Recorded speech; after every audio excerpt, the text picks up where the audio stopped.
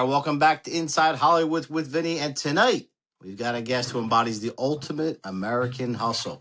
He went from growing up in a small tiny house with no running water to calling the shots for not just one, but two top Fortune 500 giants, 7-Eleven and Blockbuster. He's a visionary business leader. He's a philanthropist. He's an author of the powerful book, Education is Freedom. The future is in your hands. This is a guy who fundamentally shaped how we consume our favorite movies and daily conveniences. Please welcome to the show the one and only James W. Keys. How are you, Jim? Vinny, doing well. Thank you. Great. Thanks for doing this with us. I'm excited. I know we did have we had a conversation prior to this, and apparently the gods of Riverside wouldn't allow it, but that's okay. This one's going to be even better. Yeah, we get a second shot at it. So let's jump into it. You started out absolutely nothing, as I said, no running water. It's an incredible story, man. And you worked your way through college, grinding and hustling, and working your way into the boardroom. You went from doing that and being a scrappy guy to battling activist investors and a whole slew of stress and problems. How did you do it, man? Tell us about your journey. Well, I have fun telling young people that they sometimes feel like the world's against them, and they don't have any money, or they have disadvantage versus others, etc. And I try to explain to them that for me, that was my superpower. All the adversity that I faced as a kid, while it isn't any fun when you're going through it, it ended up building into me the kind of resilience and determination and persistence. All the stuff that ultimately made me successful came from the adversity that I had as a kid. So, and I'm always a big believer that your adversities, your challenges, your struggles, your problems, your heartache, they're good in the sense that they do give you wisdom and they give you tools. If you choose to use them as tools, some people unfortunately decide to use them as a crutch or as a way to destroy themselves. But some people that are wise enough use them as tools to then empower themselves. Would you agree? Yeah, well, I mean, here's the reality. There's nothing you can do about the environment you were born into, right? I could have been born into a thatched roof hut in the middle of Cambodia, and it may have been worse. It would have been worse, but I couldn't control that, what the universe will deal you in terms of your situation, your parents' situation, etc. But what you can control is your own reaction to it. And rather than be the victim, and unfortunately that's what happens to a lot of people. They're like, woe is me, I'll never be anything. Yeah, I'm disadvantaged. I just refused to accept that and said, I'm not going to be the victim. I've got this. The other day, and I was mentioned that I was going to be interviewing you, and I kind of mentioned how you grew up the way you did, and they're just, how did he go from, like, what did he actually do? And I'm like, I got to ask him again, man. I don't know. It's just, I mean, you educated yourself, you put yourself through college, but how did you get in that arena? To be a CEO, and especially of two, Fortune 500 companies, it's like nobody really does that. Yeah, I'd say certainly the easy answer is I busted my butt, and a lot of hard work along the way, of course. But there's a differentiation factor, and I think the thing that separated me from most, and maybe still does, is I'm fearless. I have absolutely nothing to be afraid of. And if you think about it, when you come from nothing, everything you have is gravy at that point. And so you can take risk in a way that others can't take. They're afraid. They don't want to jeopardize their career. I mean, I was flying higher than I ever thought I'd fly already. So I was able to take risk in a way. But when I say risk, I don't mean reckless, abandon. It was more a question of, do I do the right thing? Or do I pull back out of fear that maybe I'll make a mistake? And that's what happens to a lot of people. The fear of mistakes, the fear of failure, the fear of losing holds a lot of people back. You see it in the corporate world all the time. The more successful an individual is, often the more fearful they become. The more successful a company is, the more inertia creeps in, and that unwillingness to change and innovate creeps in. And so if you can recognize that and fight it every step of the way and say, what do I have to be afraid of? That was probably the single biggest point of differentiation that I had throughout my career. So, yeah, is it lack of fear or is it profound confidence? Maybe it's a combination of both. A little combination of both. See, I talk a lot about confidence today because a lot of people think confidence is you're born with, right? Jim's very confident guy. Not really, no. I believe you learn confidence. You train confidence. Just like any other muscle. And here's how you build confidence. You build it through preparation. It's almost like, I'll compare it to the gym.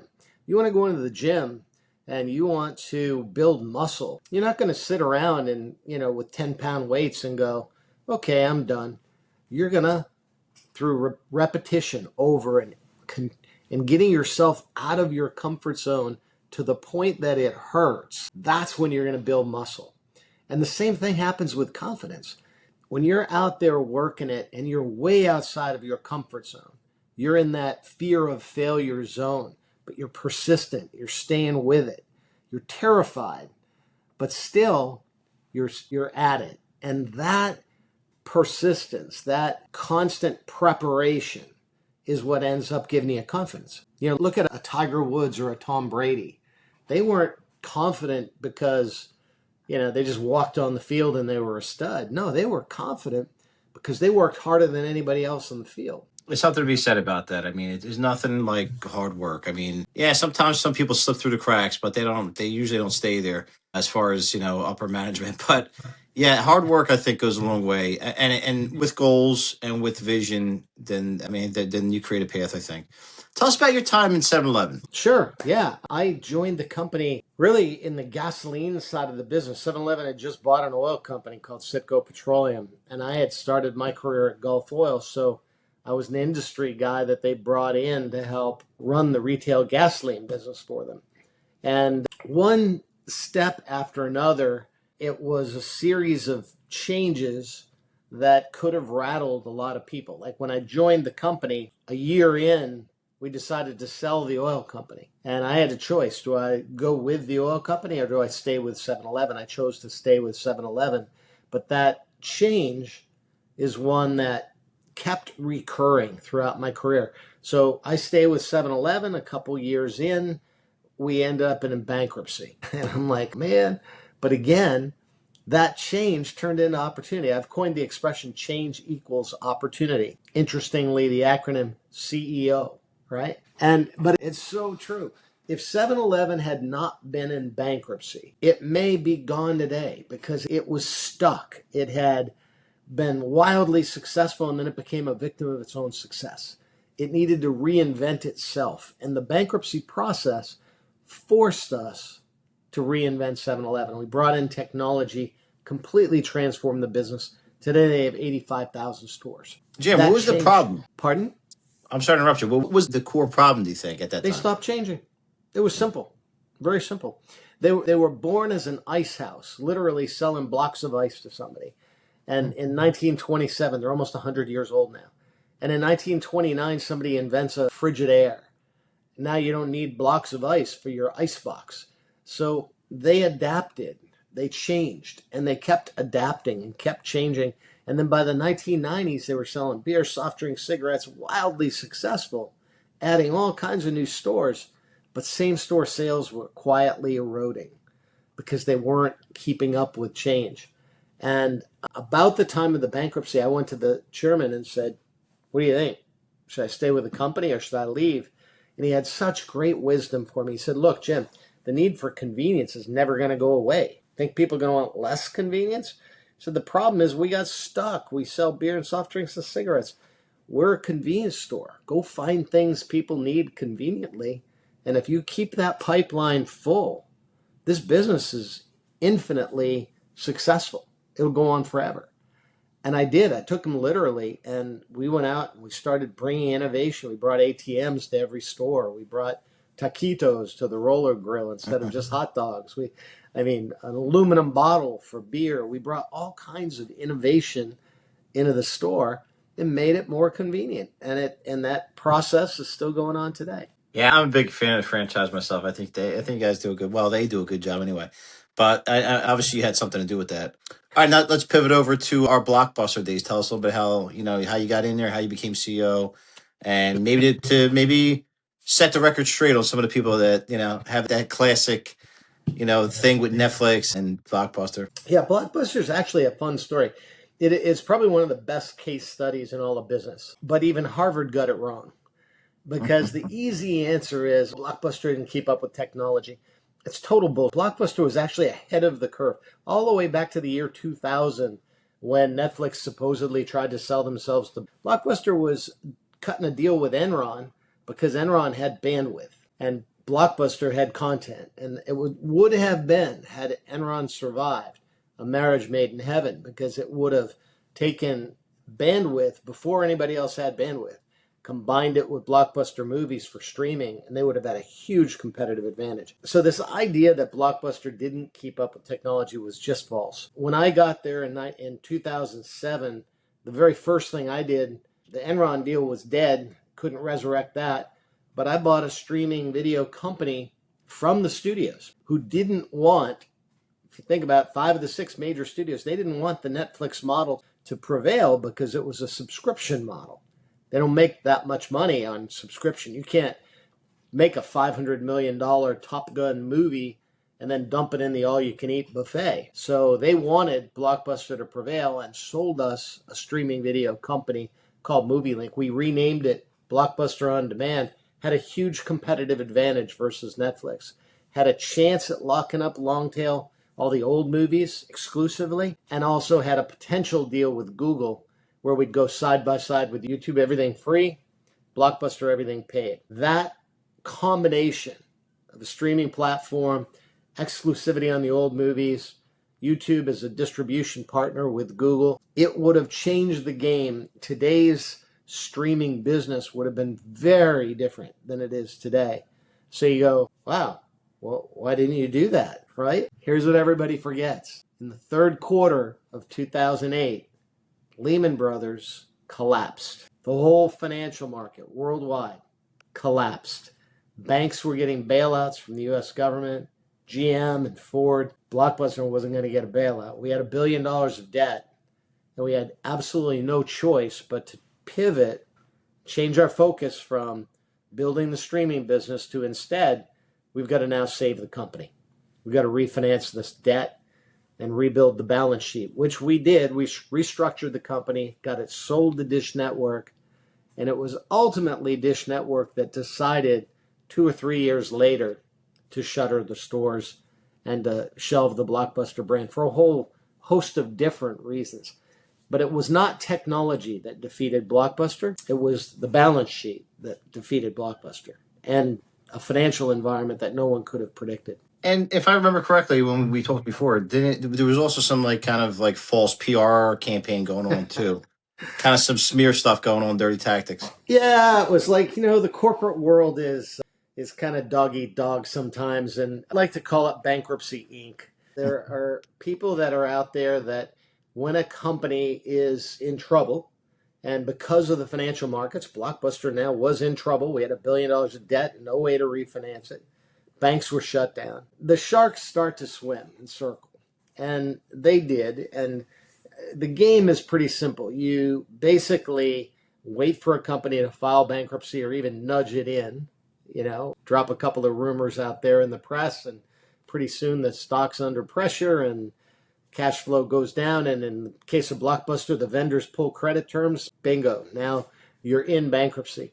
And the game is very simple. You basically buy the cheap debt because now the debtors in a bankruptcy situation have sway over the shareholders. The equity is basically gone. It's worthless. Now the debtors are in control. If they buy the debt cheap enough, they can liquidate the company and make, in the case of Blockbuster, they probably could have made $200 or $300 million just selling the DVDs, closing the store down, selling the DVDs. So that's a game. And look, I understand it. It's a viable strategy for a financial person to want to go do that. I'm out there running a public company trying to build the future of the brand and protect the jobs, etc. So I had to fend off the financial animals, if you would, that would have preferred to have a short-term, quick and dirty solution that would have meant a total liquidation of Blockbuster. Instead of that strategy, I was able to get the company sold to a strategic partner, Dish Network. I thought that Dish would have prevailed versus Netflix because Dish had the capabilities. They were sitting on more spectrum, the same thing that we partnered with Enron with in the year 2000. Dish had bought up much of that spectrum. And they were sitting potentially on a massive strategic advantage in streaming. Didn't come to pass. The government didn't release the spectrum in time. Dish got tired of waiting, and they decided to shutter the stores. There's luck of the draw, but it sounds something out of Wall Street. I can see like something like reminiscent of Gordon Gekko and the Cot Steel. Make a good movie one of these days. I think somebody may make the movie. It'd be interesting to see because it really is. There was a lot of intrigue. We had activist shareholders. We had one guy that thought he had the solution. He probably invested half his life savings, forced his way onto the board, got onto the board, first board meeting, sitting there, realized the actual situation, the balance sheet situation, realized the vendors had just pulled our credit terms, and he got up and left in the middle of the board meeting. One of my guys told me later he was in there throwing up. I was just going to say that. I bet he throwing up. Yeah. It's the life of an activist shareholder. For those that may not know, another word for activist shareholder is, what did they used to call them? Corporate raiders. We had legitimate corporate raiders. We had Carl Icahn, who was one of the owners and directors of Blockbuster for a long time, and Carl's a notorious corporate raider. And he was out there with a different strategy. Got off the board, decided to buy the cheap debt, and I respect his initiative. He knew what he wanted to do. He had a plan, and he was trying to execute it. I had a different plan. I was trying to take the company strategically to a different place. And, look, it's business at the end of the day. Some people take it personally, you get their feelings hurt by it. And some people think it's not fair. And again, I could either play the victim or I could say, look, this is it. It's business. I'm not going to sit around and whine about it. I'm going to do the best I can in the situation that I've been given, keep my head up. And we ended up with a pretty good result. We'll live to fight another day. Well, as an independent filmmaker myself, there's, I talked to a lot of indie filmmakers and actors, and we all say the same thing. It really has done a lot of damage not having DVDs, video cassettes. Those are archaic, but having the Blockbusters around and the Hollywood videos and all these other in the small mom and pop shops, we really miss those days. No, it's true. Honestly, I think the studios shot themselves in the foot. They acted out of fear. None of them wanted to be the last man standing. If Blockbuster did file for bankruptcy, which we were not going to, we were going to do everything we could to stay out of bankruptcy, but they were afraid if we did, they'd be left holding the bag on a substantial amount of debt. Let's say $20 million for any given studio. And nobody wanted that exposure. So they finally said, okay, we're going to cut your credit terms from 90 days to cash. Well, that forced our hand. That forced us into bankruptcy, which we wouldn't have otherwise done. And the result is that they more or less created their own demise by slamming shut that DVD window that we had. Now, how would that have looked in a streaming world? Well, our plan was to have subscription for the old long tail content, but to keep that robust pay-per-view window open, just like we did with DVD rentals, for as long as we could, so that we would rent movies by the movie until they got old, until they were, 6 months old, and then throw them in the all-you-can-eat buffet in the subscription bucket. And that, if we were able to keep that window, that pay-per-view window open for longer, I think it would have created a better environment for independent filmmakers, for small production movies. Honestly, I think that's why we don't see many good quality mainstream sort of mid-level budget movies today, because we don't have the marketplace for them anymore. No, it's terrible. And a lot of these kids growing up, and I sound like I'm an old man, but a lot of these younger generation, they don't understand it because they didn't see the difference. But it was, look, growing up South Philly, late 90s, mid 90s, going to 10th and Snyder and going to the Blockbuster with my sister and being excited to see what was there, what got released, video games. It was a big deal. It was. If we had a few extra dollars, we'd buy the popcorn, and we had a great night. It was make it a Blockbuster night. Yeah. That's right. Yeah. All right. So now let's bring up the book, which is I love it. Thank you, by the way. This is a fantastic book right here. All right. Education is Freedom. Now, you talk about lifelong learning, right? There it goes. We got him, baby. We got it. And you better buy yours out there, my people that watch us, because this is something that's really is a tool for your success and also for your children. So this makes a great gift too.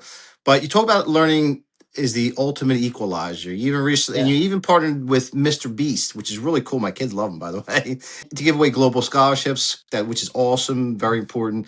So for filmmakers, actors, independents, who are listening out there, who are trying to survive with all the massive industry shifts, AI is looming. Like, what's the most important thing they need to start learning right now, Yeah. in your opinion? Yeah. And Vinny, the book is basically, I call it a roadmap to success for the individual, but I also call it a sort of the self help guide for humanity.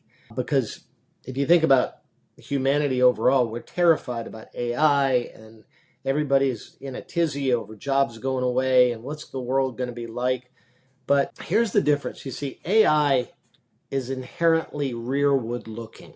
It's only going to be good ever as the data that's in it. And the data that's in AI is always going to be historical data. What humans have the unique ability to do is to learn and to use that learning to project into the future, to create, to imagine what could be. And that element of learning, I think, is critically important. It's going to be the depth of or the breadth of learning that humans can have. AI is going to go really deep. So my advice to kids today, you've got Peter Thiel and Elon Musk saying, just go learn to be a developer. You don't even need college. I just think that's bad advice because AI is going to go really deep in certain skills like computer programming, right, and coding. But breadth of knowledge for the human will allow us to really leverage the skills that we have that uniquely are human, our compassion, our humility, our gratitude, our critical thinking skills, our ability to dream, something that I don't know if a computer's ever going to really have that ability to imagine and dream and aspire. These are uniquely human traits that I think we can nurture through knowledge. So, Ned, in the book, what I talk about is that there's basically two elements that are key to the success of individuals and humanity. Because you remember I said fear is the biggest enemy, right? We're all vulnerable to it. I'm not good enough. I'm not smart enough. I can't do it. It's hard, etc. The biggest the biggest solution that we have, the best solution, the antidote to fear is knowledge. The more you learn, the less you have to fear. If you're afraid of the dark, you turn on the light, nothing to be afraid of. That's knowledge, right? And then the second piece of the puzzle, I don't know if machines will ever have faith. As humans, we can believe. We can leap to what could be. And that combination of what we know and what we believe in, our knowledge and our faith, is like a double-edged sword that lets us truly be fearless. And if we can invoke the power of knowledge and faith to truly be fearless, then there's nothing that humans can't accomplish. Nothing holding us back at all. Well said, Jim. There's always a God And factor. yeah, and that's the critical part of my life. So I definitely make no bones about it. So, hey, look, I mean, everybody out there, again, if you haven't already gotten it, please make sure you do. Education is Freedom, okay, by Jim Keyes. And where can they find you? It's on Amazon.com. It's BarnesandNoble.com. It's on my website, JamesWKeyes.com, Keyes, like it's spelled here, James W. Keyes. I'm out there at J. Keyes, first initial, last name, author. If you want to laugh, I've got, I'm an old guy out there doing social media, being an influencer and having a blast doing it. But I like to use it as a platform to teach and to share some, lifelong learnings. And hopefully people will follow me and get to enjoy it. Well, I enjoy your social media. I do watch it. You're eating some delicious things. You're showing products I've never seen before. Go to Instagram, check out Jim on his Instagram. You're all over the place, all over social media. And of course, we'll provide links at the bottom of the description where you can Yep. find all of this, including the link to his book. Again, I'm going to remind everybody, all my listeners out there, pick up the book. Seriously, it's life changing. And this is a guy who's a huge inspiration, not just to everyone out there, but also to me too. I love it. I read it and I reread it. And I'm teaching my kids a lot of those lessons too. Jim, you've been great. I appreciate you sitting down with me again. Thanks, Vinny. And we look forward to catching up with you again real soon. Yeah, I look forward to it. In fact, I got one thing for you that I'll leave you with. I'm playing with an idea, so watch for this. My next book, I'm thinking about doing it interactively. So in other words, write a chapter a week with an audience and let everybody give feedback and say, here's the chapter. What do you think? and then incorporate that feedback into the book. We'll see. I'm going to play with the idea, so stay tuned. I like that. That's a really cool idea. I like that. That's really It'll be nice. It's fun. like a mastermind class almost. Yeah, it'd be fun to do. And I think it'll be kind of participatory. People hopefully will get engaged and want to participate and give me content that I can weave into the book. Great. Well, I'll be happy to apply when you open that for everyone. All right, Vinny. All right. Again, everyone, our guest has been the amazing CEO of 7-Eleven and Blockbuster, and a great guy, and one of my favorite guys out there, Jim Keys. Thanks again, and we'll see you next time. Thanks, Vinny.